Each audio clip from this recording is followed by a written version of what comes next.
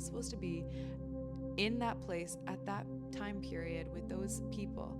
You weren't supposed to be there. What is the worst reason you know that you didn't get a role? Well, probably because they didn't like me personally. How could they not like you personally? That always hurts. that was the feedback. I go, so what happened? They were like, they didn't like you. I go, my read on the show. They go, you personally. It's a TV series, and I have had meetings with quite a lot of reasonably big production companies and networks about it, and had really amazing feedback, and had a lot of people say that they think it's a really interesting zeitgeisty piece, and that they in principle would like to work with me on it, but nothing has ever materialized. Every single year I feel like there's like a new actor or actress that's like forced down my throat that like cannot act. Like they cannot act at all.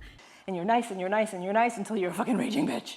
I don't have a literary agent. I don't have an acting agent. I'll just shut the fuck up! What did you think of my novel? Well, you're gonna have to delete the first half.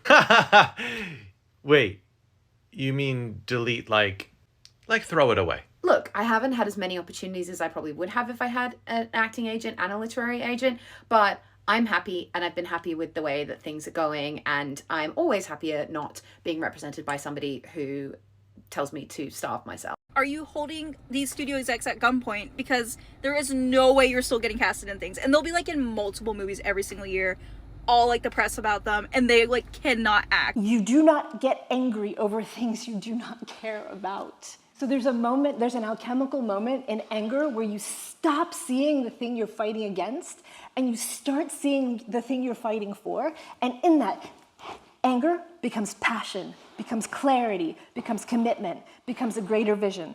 And even with movements like Me Too, people get stuck at I'm fighting against the predator. What predator?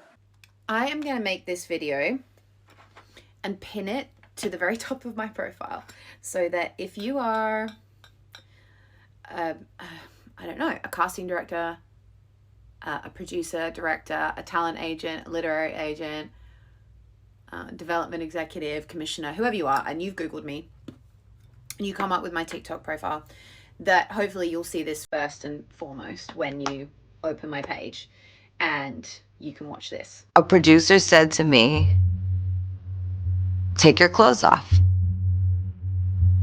And I said no. And I left.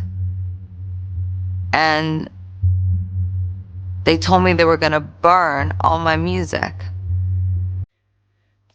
With all the love in my heart for our industry and for my job, and actually it is because of how much I love my job that I'm saying this.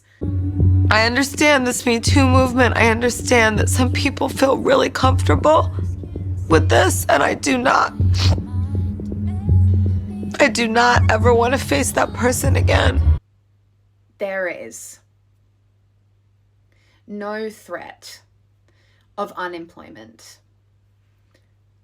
no amount of public humiliation or private humiliation, no amount of money, no producer, no director, no co-star, no network name that could ever convince me to shut up. And I realized that it was the same pain that I felt when the person who raped me dropped me off pregnant on a corner. What bothers me is people intimidating me into silence, or thinking that they can intimidate me into silence, or trying to intimidate me into silence, or try to threaten me with the fact that I'm still an emerging artist and I don't have the kind of leverage that artists who are much more established than me have.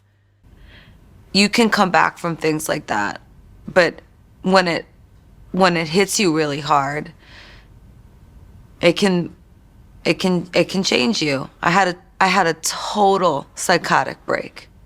All it takes is getting triggered once to feel bad.